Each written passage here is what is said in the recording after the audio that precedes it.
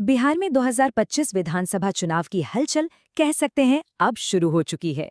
और जैसे ही चुनाव की बात होती है, मैदान में सबसे पहले कौन आता है? जी हाँ, प्री पोल सर्वे। तो चलिए बिना देर किए सीधे मुद्दे पर आते हैं और देखते हैं कि ये शुरुआती आंकड़े आखिर बता क्या रहे हैं। लेकिन कहानी में एक दिलचस्प मोड़ है। पहले दौर के ये जो सर्वे आए हैं ना, वो एकमत हैं ही नहीं, बल्कि एक दूसरे से एकदम अलग, बिल्कुल उलट कहानी सुना रहे हैं। तो फिर सवाल ये उठता है कि आखिर माजरा क्या है? कौन सा सर्वे जमीन की हकीकत के ज्यादा करीब है और बिहार के भविष्य के लिए इसके क्या मायने हैं? चलिए मिलकर इस पहेली को सुलझाने की कोशिश करते हैं। अच्छा, किसी भी नतीजे पर कूदने से पहले ये समझना जरूरी है कि मैदान में आखिर मुख्य खिलाड़ी हैं कौन-कौन।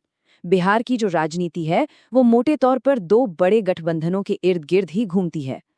तो देखिए, एक तरफ है सत्ताधारी राष्ट्रीय जनतांत्रिक गठबंधन, जिसे हम सब एनडीए के नाम से जानते हैं।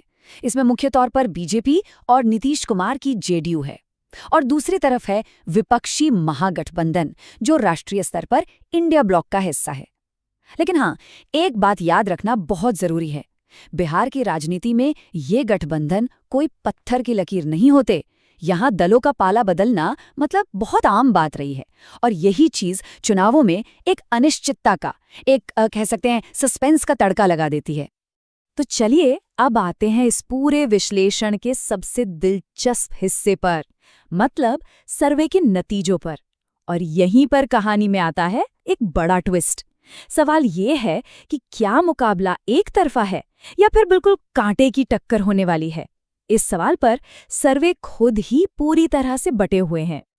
अगर जेवीसी पोल के एक प्री पोल सर्वे पर नजर डालें तो वो एनडीए के लिए एक कह सकते हैं काफी आरामदायक जीत की तरफ इशारा कर रहा है।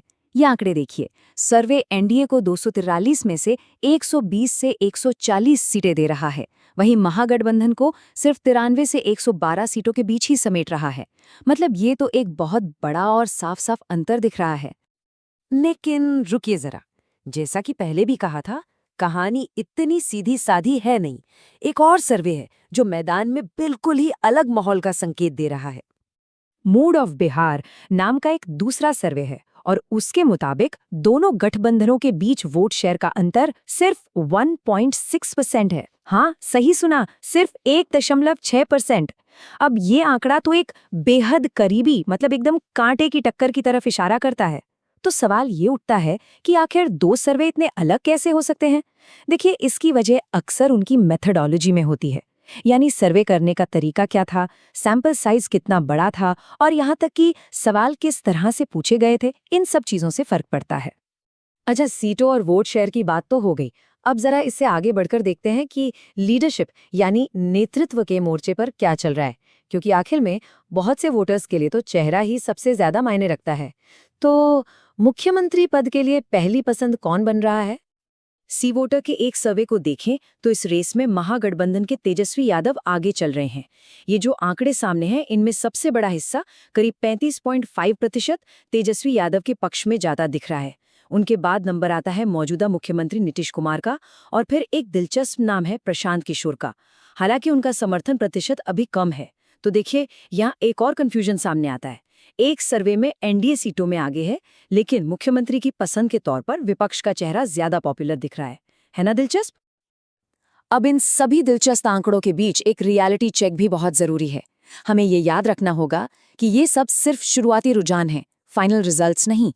बिहार की राजनीति इतनी पेचीदा है, इतनी जटिल है कि वो अक्सर सर्वे को भी चुनौती दे देती है।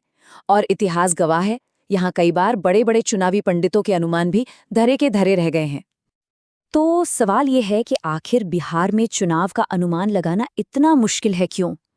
देखिए, पहला कारण तो है यहाँ के जटिल जातीय समीकरण। वोट अक्सर सिर्फ विकास के मुद्दों पर नहीं, बल्कि जातीय निष्ठा पर भी पड़ते हैं।